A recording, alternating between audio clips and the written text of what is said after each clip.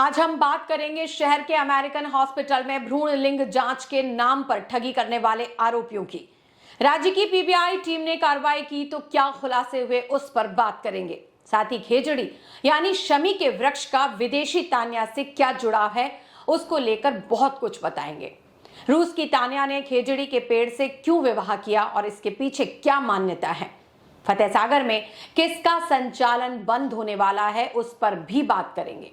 सकल जैन समाज ने मिलकर मौन जुलूस आखिरकार क्यों निकाला उस पर भी आपको पूरी खबर दिखाएंगे। जबकि लेक सिटी में लकवाग्रस्त मरीजों के लिए अच्छी खबर क्या है उस पर आज का हमारा बुलेटिन रहेगा। नमस्कार, मैं हूं भावना व्यास। आप भी अपनी खबरें हम तक भेज सकते हैं। 9413802327 हमारा नंबर है। आप हमारे सोशल मीडिया प्लेटफॉर्म जैसे कि फेसबुक, इंस्टाग्राम, ट्विटर और हमारे व्हाट्सएप पर जुड़ जाएं।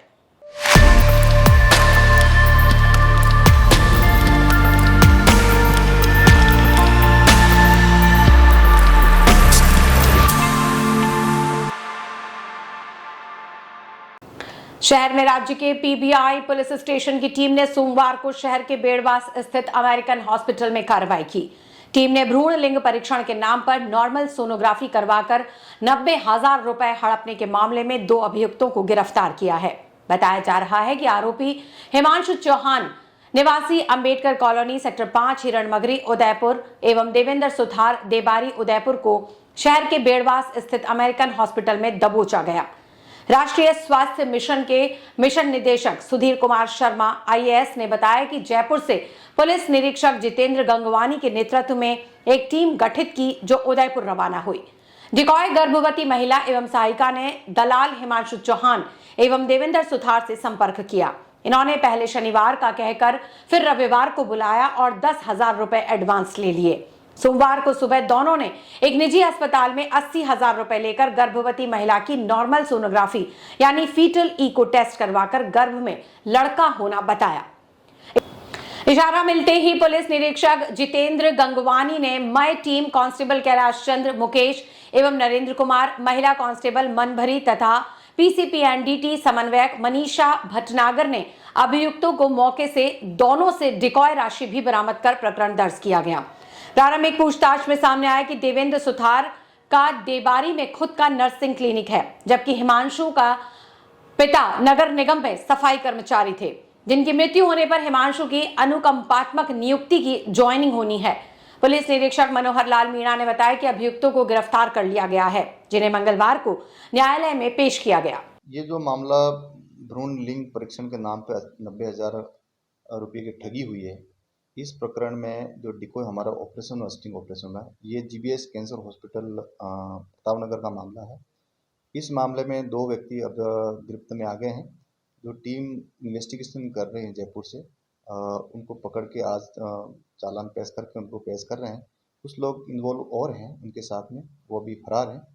क्योंकि 10,000 रुपये पहले ले चुके वो बंदा भी अभी फरार है। 80,000 की अभी वसूली बाकी थी।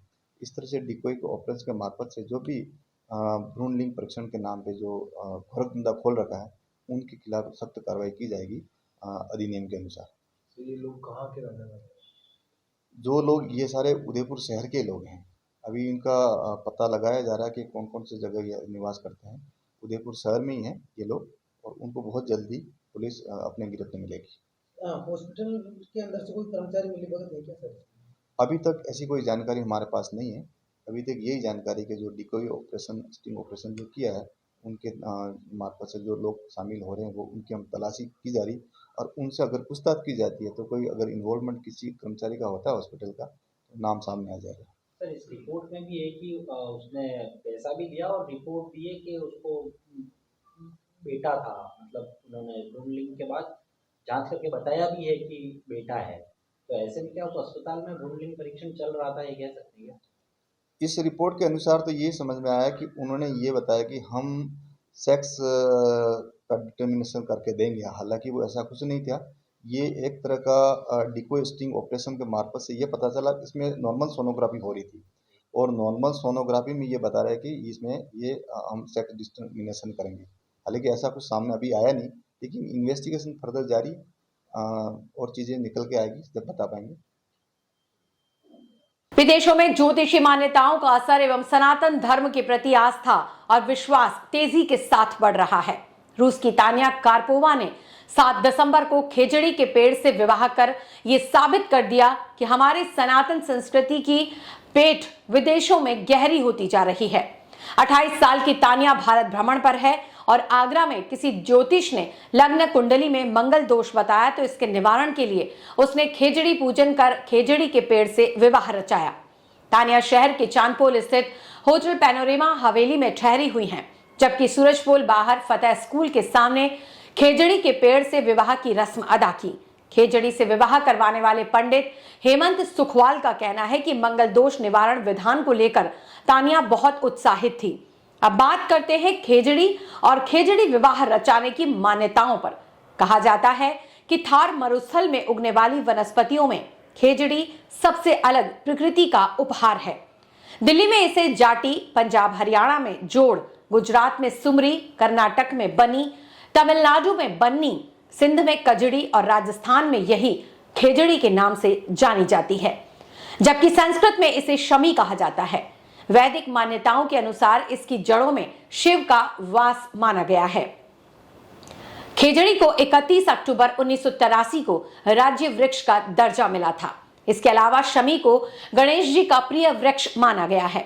कहा यह भी जाता है कि शमी यानी खेजड़ी का वृक्ष भगवान राम को भी अति प्रिय था और लंका आक्रमण से पहले उन्होंने भी इसकी पूजा कर विजयी होने का आशीर्वाद मांगा था। शायद इसी कारण से कई स्थानों पर रावण दहन के बाद घर लौटते समय शमी के पत्ते स्वर्ण के प्रतीक के रूप में एक दूसरे को बांटे जाते हैं। ये वृक्ष किसानों के लिए कृषि विपत्तियों का पहले ही संकेत देने वाला वृक्ष है। फतेह सागर में आने वाले समय में स्पीड बोट का संचालन बंद हो जाएगा। यूआईटी अब जब भी बोट संचालन के लिए टेंडर करेगी उसमें स्पीड बोट को शामिल नहीं किया जाएगा। इसके अलावा मौजूदा जेटियों को भी देवाली छोर पर शिफ्ट किया जाएगा। कलेक्टर ताराचंद मीणा की अध्यक्षता में मंगलवार को जिला झील संरक्षण एवं विकास समिति की बैठक में यह निर्णय लिया गया। कलेक्टर ने कहा कि स्पीड बोट से जलीय जीवों के साथ ही झील में प्रवास करने वाले देशी विदेशी पक्षियों को भी परेशानी होती है। यूआईटी सचिव नितेंद्र पाल सिंह को निर्देश दिए कि यूआईटी फतेह सागर में नाव संचालन को लेकर अगली बार जो भी टेंडर करेगी उसमें स्पीड बोट को शामिल नहीं किया जाए।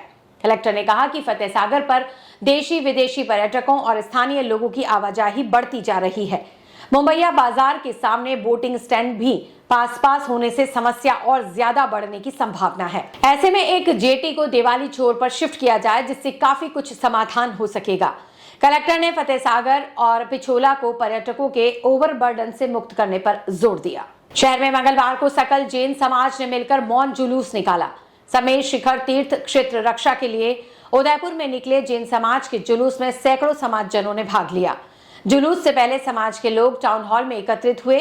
यहाँ ये बापू बाजार डेलीगेट होते हुए कलेक्ट्रेट पहुंचे। यहाँ कलेक्टर को ज्ञापन सौंपकर अपनी मांगे रखी। ज्ञापन में बताया कि झारखंड सरकार की ओर से समेत शिखर को पर्यटन केंद्र घोषित किए जाने के विरोध में समाजजनों ने एकजुटता दिखाई। साथ ही पर्यटन केंद्र घोषित होने और झारखंड सरकार के निर्णय के खिलाफ जोरदार तरीके से मौन प्रदर्शन किया।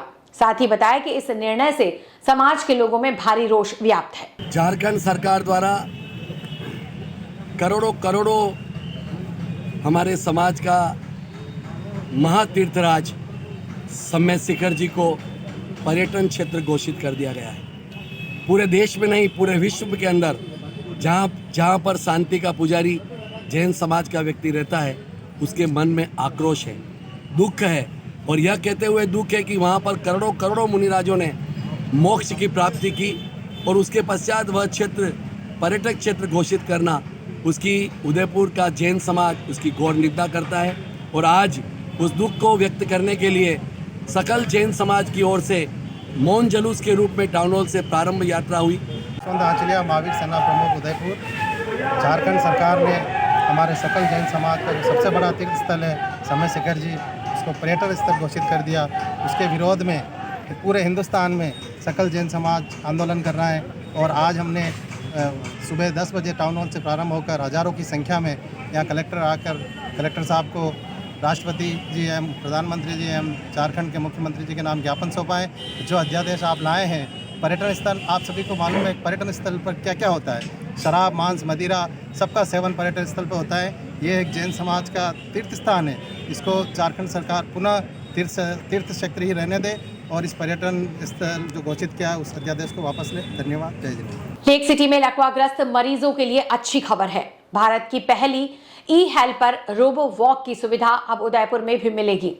नई रोबो मशीन की सुविधा प्रतापनगर स्थित आनंदम और जेके फिजियोथेरेपी सेंटर शक्तिनगर में बहुत जल्द मिलने वाली है। डॉक्टर पीयूष देवपुरा ने बताया कि e helper machine robo walk Russia से खरीदी गई है। इससे लकवा पीड़ित व चल नहीं सकने वाले मरीज चल फिर सकेंगे। इसके अलावा जिस मसल की नर्वस सिस्टम काम नहीं करते हैं वो भी धीरे धीरे काम करने लगेंगे। ई हेल्पर की सुविधा घर पर भी दी जा सकेगी। इसके लिए 9928981863 नंबर पर संपर्क किया जा सकता है। आपको बता दें कि ई हेल्पर मसल्स को सक्रिय करने में मदद करेगा। यह उन हिस्सों में जान फूंकने का काम करेगा जो कई दिनों से निष्क्रिय हैं।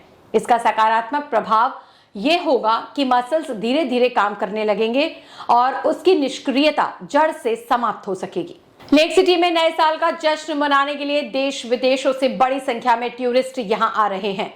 कोरोना काल के 2 साल बाद पहली बार लेक सिटी टूरिस्ट से गुलजार नजर आ रही है। इन दिनों होटल से लेकर रिजॉर्ट्स में बुकिंग लगभग फुल हो गई है। नए साल तक लेक सिटी में 3 बड़े इवेंट भी होने हैं, जिनके सेलिब्रेशन के लिए टूरिस्ट इस खूबसूरत शहर में पहुंच रहे हैं। यही वजह है कि नवंबर माह में 1,85,510 टूरिस्ट उदयपुर घूमने आए हैं। इनमें 10,510 विदेशी टूरिस्ट हैं। पर्यटन विभाग से जारी आंकड़े बताते हैं कि देशी टूरिस्ट की संख्या अक्टूबर माह के मुकाबले कम है, लेकिन विदेशी टूरिस्ट के आंकड़ों में करीब 2,500 का इजाफा हुआ है। अक्टूबर में 2,05,000 देशी टूरिस्ट और 8,275 विदेशी टूरिस्ट का फुटफॉल रहा है। कोरोना काल के 2 साल बाद पहली बार विदेशी टूरिस्ट का आंकड़ा 10,000 के पार पहुंचा है। इंडियन टूरिस्ट की संख्या भी कोरोना काल के बाद सर्वाधिक है। मावली विधानसभा में कांग्रेस पार्टी के युवा नेता लव कुमार पुरोहित राहुल गांधी की भारत जोड़ो यात्रा में शामिल हुए। पिछले 2 दिनों से मावली यूथ कांग्रेस के पूर्व अध्यक्ष व चित्तौड़गढ़ लोकसभा यूथ कांग्रेस के उपाध्यक्ष लव कुमार पुरोहित, राज्य मंत्री सुरेंद्र सिंह जाड़ावत व अपने युवा साथियों के साथ भारत जोड़ो यात्रा में शामिल हुए थे। लव कुमार पुरोहित ने बताया कि भारत जोड़ो यात्रा में जिस तरह से प्रदेशवासियों का साथ व स्नेह मिल रहा है, 2023 विधानसभा चुनाव में कांग्रेस पार्टी पुनः सरकार बनाएगी। झाड़ोल उपखंड की फरासिया पंचायत समिति के राजकीय उच्च माध्यमिक विद्यालय धरावण के कक्षा 1 से 5 तक के समस्त 111 छात्र छात्राओं को भामाशाह प्रेरक अध्यापक नरेश लोहार के प्रयासों से गुलाबी अभियान के तहत झाड़ोल के भामाशाह दुष्यंत पूर्विया द्वारा स्वेटर वितरित किए गए। कार्यक्रम में मुख्य अतिथि के रूप में पत्रकार दुष्यंत पूर्विया, मनीष वैष्णव, उप सरपंच सोमराज सरपोटा, अध्यापक जमुनालाल मीणा, रोशनलाल गरासिया, प्रभुलाल धलोबिया आदि ग्रामीण उपस्थित रहे। अध्यापक धनपाल पंचोली द्वारा भामाशाह का स्वागत व धन्यवाद अर्पित किया गया। तो ये थे आज के समाचार। कल फिर मिलेंगे, तब तक के लिए नमस्कार।